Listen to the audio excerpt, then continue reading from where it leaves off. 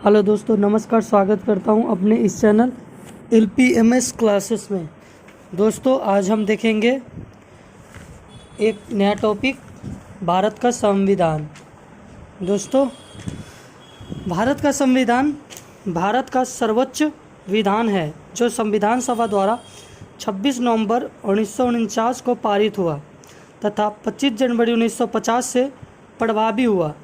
यह दिन 26 नवंबर भारत के संविधान दिवस के रूप में घोषित किया गया, जबकि 26 जनवरी का दिन भारत में गणतंत्र दिवस के रूप में मनाया जाता है।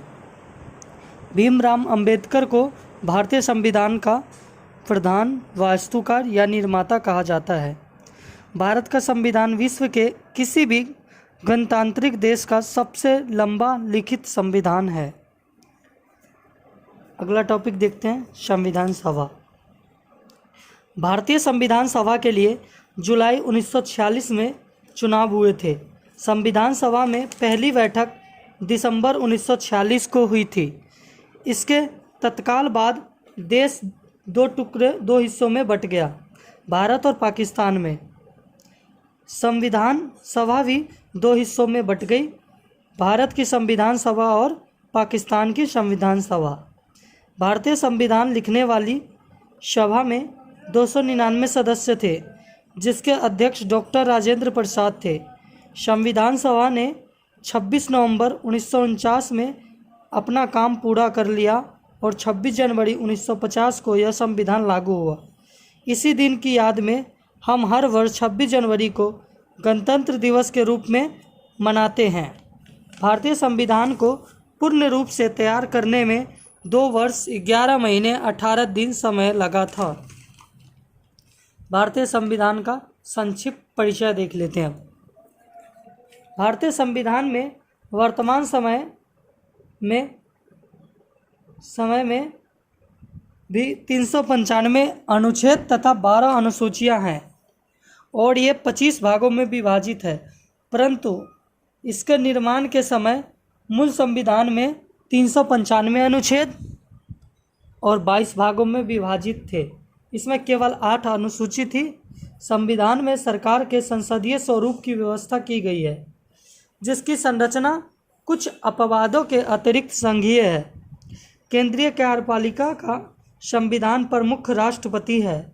भारत के संविधान की धारा 79 के अनुसार केंद्रीय संसद की परिषद में राष्ट्रपति तथा 2 सदन हैं, जिन्हें राज्य की परिषद राज्यसभा तथा लोक का सदन लोकसभा के नाम से जाना जाता है।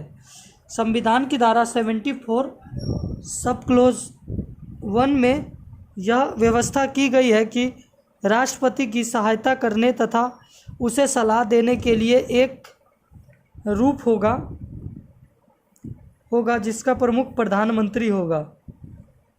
राष्ट्रपति इस मंत्रिपरिषद की सलाह के अनुसार अपने कार्यों का निष्पादन करेगा। इस प्रकार वास्तविक कार्यपालिका शक्ति मंत्रिपरिषद में निहित है, जिसका प्रमुख प्रधानमंत्री है, जो वर्तमान में नरेंद्र मोदी हैं। मंत्रिपरिषद सामूहिक रूप से लोगों के सदन लोकसभा के प्रति उत्तरदायित्व है। प्रत्येक राज्य में एक विधानसभा है। उत्तर प्रदेश, बिहार, महाराष्ट्र, कर्नाटक, आंध्र प्रदेश और तेलंगाना में एक ऊपरी सदन है, जिसे विधान परिषद कहा जाता है। राज्यपाल राज्य का प्रमुख है। प्रत्येक राज्य का एक राज्यपाल होगा तथा राज्य की कार्यकारी शक्ति उसी में निहित होगी। मंत्रिपरिषद, जिसको प्रमुख मुख्यमंत्री है, राज्यपाल को उसके कार्यकारी कार्यों के निष्पादन में सलाह देती है। राज्य की मंत्रिपरिषद से राज्य की विधान सभा के प्रति उत्तरदायी है। संविधान की 7वीं अनुसूची में संसद तथा राज्य विधायिका के बीच विधायी शक्तियों का वितरण किया गया है। अवशिष्ट शक्तियाँ संसद के विहित है। केंद्रीय प्रशासित भूभाग में संघ राज्य क्षेत्र कहा जाता है। संविधान का इतिहास देखते हैं। अब देखिए दोस्तों, संविधान का इतिहास क्या है, कैसे संविधान को बनाने का प्रक्रिया चला। अब उसके बारे में देखते हैं कि इसका इतिहास क्या है। द्वितीय विश्व युद्ध की समाप्ति के बाद जुलाई 1945 में ब्रिटेन ने भारत संबंधित अपनी नई नीति की घोषणा की तथा भारत की संविधान सभा में के निर्माण के लिए एक कैबिनेट मिशन भारत भेजा, जिसमें 3 मंत्री थे।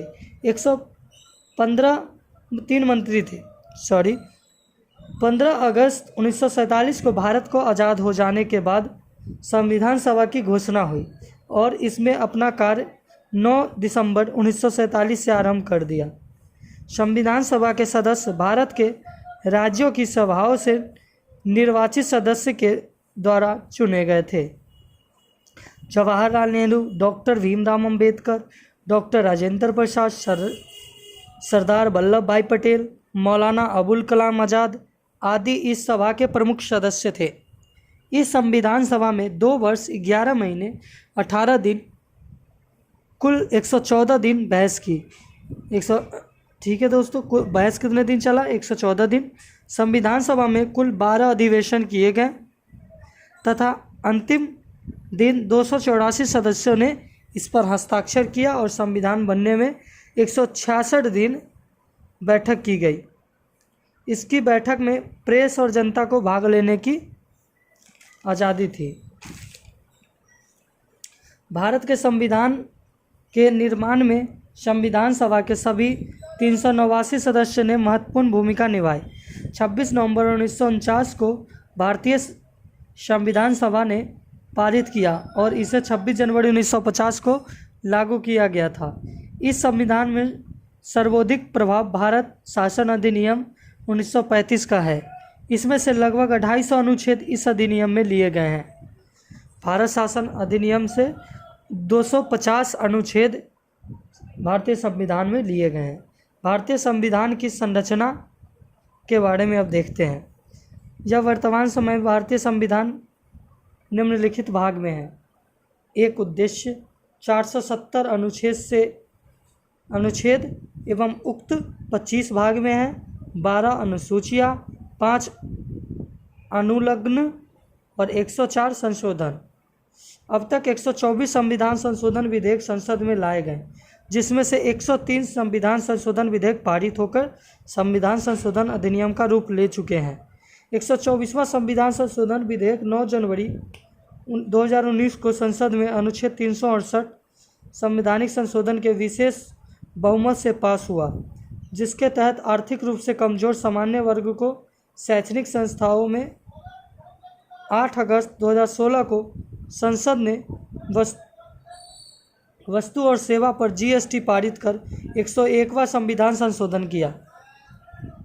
अनुसूचियाँ। भारत के संविधान में मूलतः 8 अनुसूचियाँ थी, परंतु वर्तमान में भारत के संविधान में 12 अनुसूचियाँ हैं। संविधान में 9वीं अनुसूची प्रथम संविधान संशोधन 1951, 10वीं अनुसूची 52वां संविधान संशोधन 1985 और 11वीं अनुसूची 73वें संविधान संशोधन 1992 एवं 12वीं अनुसूची 74वें संविधान संशोधन 1992 द्वारा सम्मिलित किया गया। पहली अनुसूची अनुच्छेद 1 से 4 तक के बारे में बताता है, राज्य तथा संघ के क्षेत्र के बारे में।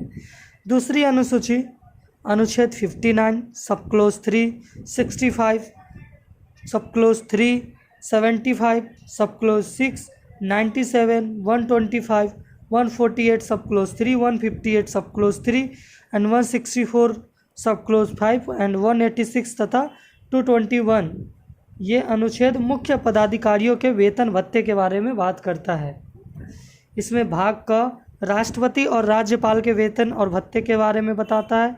भाग ख लोकसभा तथा विधानसभा के अध्यक्ष तथा उपाध्यक्ष, राज्यसभा तथा विधान परिषद के सभापति तथा उपसभापति के वेतन भत्ते के बारे में बताता है। भाग ग उच्चतम न्यायालय के न्यायाधीश के वेतन भत्ते के बारे में बात करता है। भाग घ भारत के नियंत्रण महालेख परीक्षक के वेतन भत्ते के बारे में बात करता है। तीसरी अनुसूची अनुच्छेद 75 सब क्लोज 4, 99, 124 सब क्लोज 6, 142 सब क्लोज 2, 164 सब क्लोज 3, 188 and 219। व्यवस्थापिका के सदस्य मंत्री, राष्ट्रपति, उपराष्ट्रपति, न्यायाधीशों आदि के लिए शपथ के लिए लिए जाने वाली प्रतिज्ञा के प्रारूप दिए गए हैं तीसरी अनुसूची में। क्लियर है? आगे बढ़ते हैं। चौथी अनुसूची, अनुच्छेद 4 सब क्लोज 1 एंड 80 सब क्लोज 2 राज्यसभा में स्थानों का आवंटन राज्यों और संघ राज्य क्षेत्रों से इसके बीच में बताता है। पांचवी अनुसूची, अनुच्छेद 244 सब क्लोज 1 अनुसूचित क्षेत्र और अनुसूचित जनजातियों पे प्रशासन और नियंत्रण से संबंधित उपबंध के बारे में बताता है। आगे देखते हैं। छठी अनुसूची, अनुच्छेद 244 सब क्लोज 2 275 सब क्लोज 1 असम, मेघालय, त्रिपुरा, मिजोरम राज्यों के जातीय क्षेत्रों के प्रशासन के विषय कैसे चलाया जाए इसके बारे में छठी अनुसूची बात करती है। सातवीं अनुसूची, अनुच्छेद 246 विषय के वितरण से संबंधित अनुसूची, 1 में संघ सूची, 2 में राज्य सूची और 3 में समवर्ती सूची, ये सातवीं अनुसूची बताती है। आठवीं अनुसूची, अनुच्छेद 344 सब क्लोज 1 351 ये 22 भाषाओं का उल्लेख करती है। अब देखते हैं नौवीं अनुसूची, अनुच्छेद 31 ख कुछ भूमि सुधार संबंधित अधिनियमों का विधिमान कारक पहला संविधान संशोधन 1951 द्वारा जोड़ी गई। नौवीं अनुसूची। 10वीं अनुसूची, अनुच्छेद 102 सब क्लोज 2 191 सब क्लोज 2 दल परिवर्तन संबंधी उपबंध तथा परिवर्तन के आधार पर 52वें संविधान संशोधन 1985 द्वारा जोड़ी गई। जैसे कि आपने पढ़ा कि मूल संविधान में 8 थी और अभी 12 अनुसूची है, तो ये 2 अनुसूची हम देख लिए हैं। अब 11वां अनुसूची देखते हैं। ये अनुच्छेद 243(6) के बारे में बताता है। पंचायती राज्य जिला पंचायत से संबंधित यह अनुसूची संविधान में 73वें संवैधानिक संशोधन 1992 द्वारा जोड़ी गई। 12वीं अनुसूची, इसमें नगर पालिका का वर्णन किया गया है। यह अनुसूची संविधान में 74वें संविधान संशोधन द्वारा जोड़ी गई। अब देखते हैं संविधान का आधारभूत विशेषता है। संविधान पौरूप समिति तथा सर्वोच्च न्यायालय ने भारतीय संविधान को संघात्मक संविधान माना है, परंतु विद्वानों में मतभेद है। अमेरिकी विद्वान इसको छदसात्मक संविधान कहते हैं, हालांकि पूर्वी संविधानवेत्ता कहते हैं कि अमेरिकी संविधान की एकमात्र संघात्मक संविधान नहीं है सकता। विद्वान संविधान का संघात्मक होना उसमें निहित संघात्मक लक्षणों पर निर्भर करता है, किंतु माननीय सर्वोच्च न्यायालय प्री केदारनाथवाद ने इसे पूर्ण संघात्मक माना है। भारतीय संविधान के प्रस्तावना के अनुसार भारत की संप्रभुता संपन्न समाजवादी पंथनिरपेक्ष लोकतांत्रिक गणराज्य है। अब संप्रभुता को देखते हैं, एक एक चीज़ को हम देखते हैं दोस्तों। संप्रभुता शब्द का अर्थ है सर्वोच्च या स्वतंत्र होना।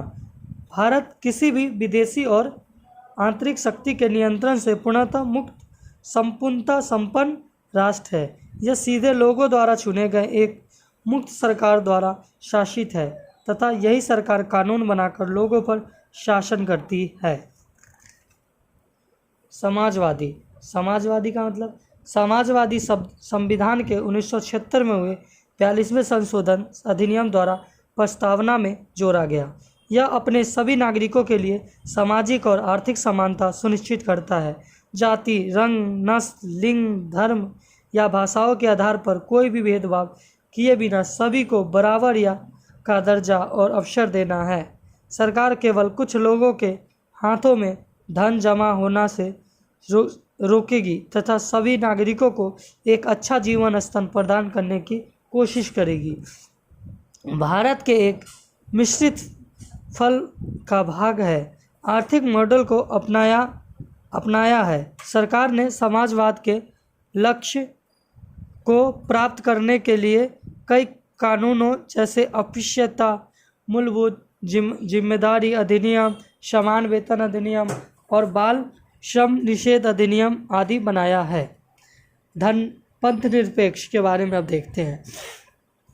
पंथ निरपेक्ष शब्द संविधान के 1976 में हुए 42वें संविधान संशोधन अधिनियम द्वारा प्रस्तावना में जोड़ा गया।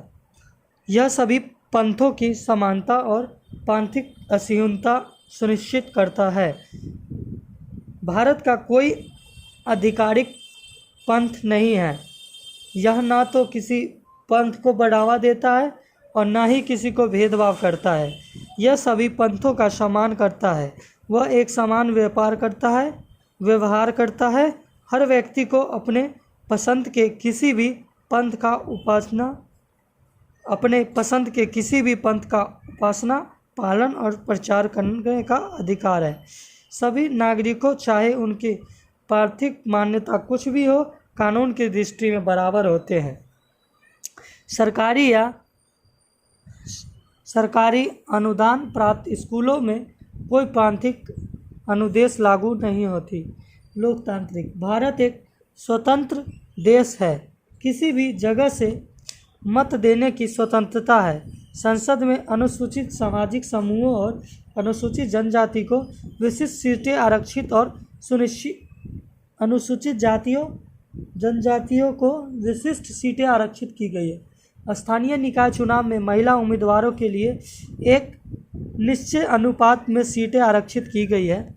सभी चुनावों में महिलाओं के लिए 1/3 सीटें आरक्षित करने का एक विधेयक लंबित है। हालांकि इसी क्रियान्वयन कैसे होगा यह निश्चय नहीं है। भारत का निर्वाचन आयोग एक स्वतंत्र संस्था है और यह स्वतंत्र और निष्पक्ष निर्वाचन करने के लिए सदैव तत्पर है। राजशाही, जिसमें राज्य के प्रमुख वंशानुगत आधार पर जीवन भर या पद त्याग करने तक के लिए नियुक्त किया जाता है। विपरीत, एक गणतांत्रिक राष्ट्र का प्रमुख एक निश्चित अवधि के लिए प्रत्यक्ष या परोक्ष रूप से जनता द्वारा निर्वाचित होना है। भारत के राष्ट्रपति 5 वर्ष की अवधि के लिए एक चुनावी कॉलेज द्वारा चुने जाते हैं। शक्ति विभाजन को देखते हैं। यह भारतीय संविधान का सर्वाधिक महत्वपूर्ण लक्षण है। राज्य की शक्तियाँ केंद्रीय तथा राज्य सरकारों में विभाजित होती है। दोनों सत्ताएं एक दूसरे के अधीन नहीं होती। वे संविधान के उत्पन्न तथा नियंत्रित होते हैं। संविधान की सर्वोच्चता को अब देखते हैं। संविधान के उपबंध संघ तथा राज्य सरकारों पर समान रूप से बाध्यकारी होते हैं। केंद्र तथा राज्य शक्ति विभाजित करने वाले अनुच्छेद निम्न दिए गए हैं। अनुच्छेद 54, 55, 73, 162, 241। भाग 1 5। सर्वोच्च न्यायालय, उच्च न्यायालय, राज्य तथा केंद्र के मध्य वैधानिक संबंध। अनुच्छेद 7 के अंतर्गत कोई भी सूची और 4 में राज्यों का संसद में प्रतिनिधित्व। 5वें संविधान में संशोधन की शक्ति। अनुच्छेद 368। इन सभी अनुच्छेदों में संसद अकेले संशोधन नहीं ला सकती है, इसे राज्यों के सहमति भी चाहिए। अन्य अनुच्छेद शक्ति विभाजन से संबंधित नहीं है।